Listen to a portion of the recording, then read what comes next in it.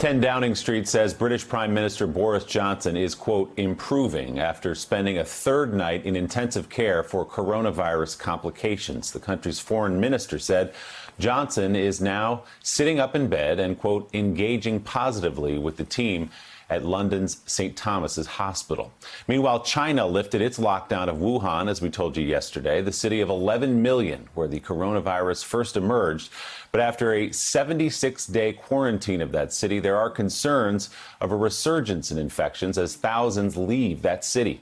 China yesterday announced new measures to contain asymptomatic carriers of the virus. Hospitals must report these patients within 2 hours of discovering a case, and local authorities must identify all known contacts within 24 hours. These asymptomatic carriers will be quarantined together then for 14 days, as will their close contacts be quarantined. According to local media, around 65,000 people have left Wuhan on trains and planes within hours of that lockdown ending. Joining us now, anchor for China Global Television Network, Jonathan Betts. He is based inside Beijing. Jonathan, good morning. It's good to have you with us today. What can you tell us about the impact of that lockdown being lifted, the place, of course, where the World Health Organization on December 31st of last year first learned that there was an outbreak of coronavirus? Yeah. It is good news, I got to tell you, here in China. We are slowly seeing things return to normal. It's a bit of good news after a very long, hard drive for a lot of people here in China. But I also have to emphasize that things are definitely not back to normal. Here in Beijing, a lot of restrictions do remain in place. A lot of bars are still closed, gyms, movie theaters, many restaurants, the places that have reopened, there are still a lot of rules in place, like social distancing guidelines that are enforced. We have to wear masks everywhere, temperature checks everywhere. And to this day, I cannot travel freely around the country. We can roam around Beijing, but a lot of travel restrictions remain in place. So the fight is not over. It definitely continues here in China, trying to contain this COVID-19. Jonathan, we in the United States have sort of looked to China as a precursor of what may come here to the United States, with stops along the way in Europe and Iran and other places like that.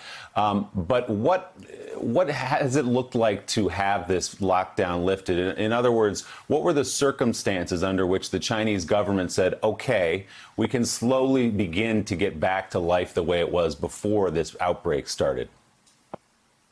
Basically, they're looking at the deaths, they're looking at the number of locally transmitted infections, and those have pretty much dropped off. China definitely has that under control, it seems. But the big concern right now is people that are asymptomatic and people that could bring the infection from another country.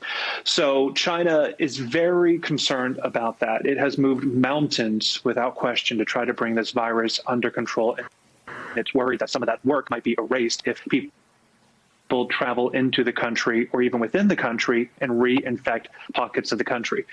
So that is a huge concern right now. And they are really tightening the restrictions when it comes to travel to try to make sure that people who do test positive are put into quarantine. Even those who are not testing positive, just anybody that arrives into Beijing, that flies into Beijing, they are put into a 2-week quarantine at a government hotel, and that is pretty tightly enforced. So these are very, very severe restrictions. It shows you, I think, how seriously China is taking this and how badly it wants to bring that virus number down to zero.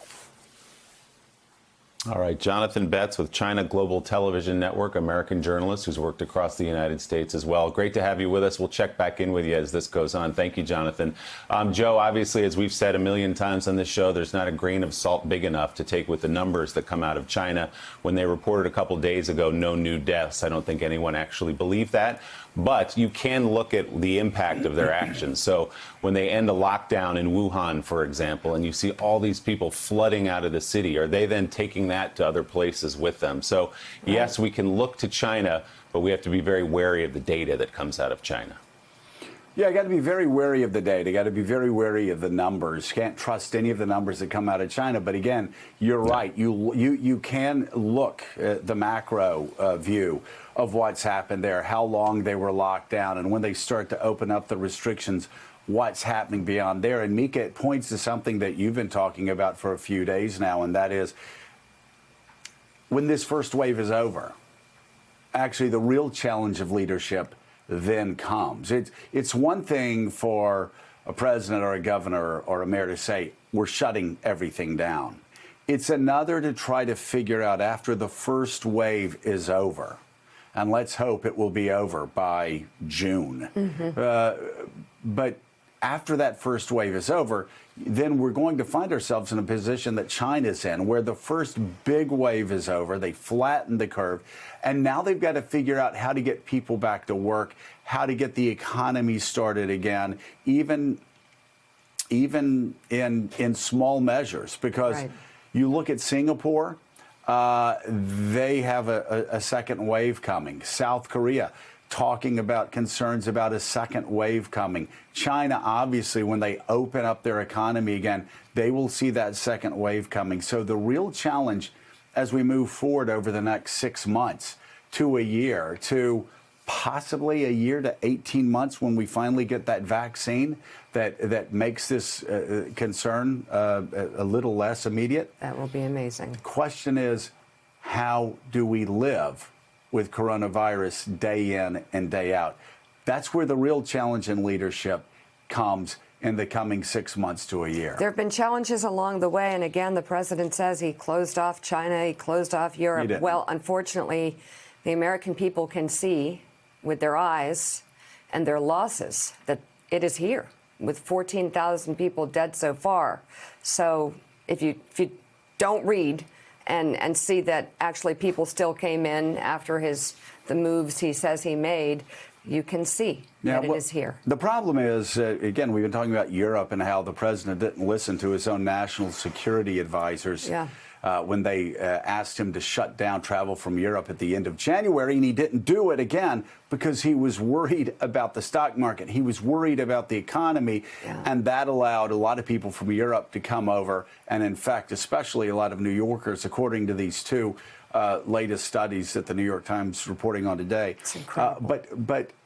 But again, though, even when he brags that he shut down China, he didn't. There were so many exceptions that 40,000 people, even after the so-called ban, it was such a toothless ban, 40,000 people still came over from China after that so-called ban, and 430,000 came over from the time that the coronavirus epidemic first started to now. So we haven't shut down travel.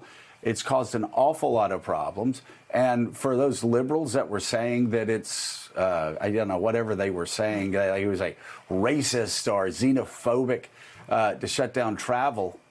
No, that's science. I know there's a debate. Dr. Fauci and others were saying, well, no, maybe we should, maybe we shouldn't.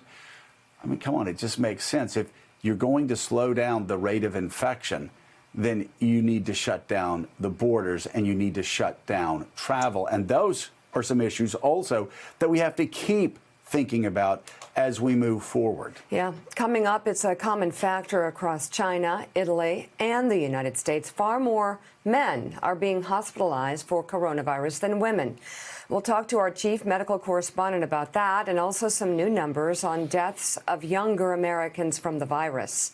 Morning Joe is coming right back. Thanks for checking out MSNBC on YouTube, and make sure you subscribe to stay up to date on the day's biggest stories. And you can click on any of the videos around us to watch more from Morning Joe and MSNBC. Thanks so much for watching.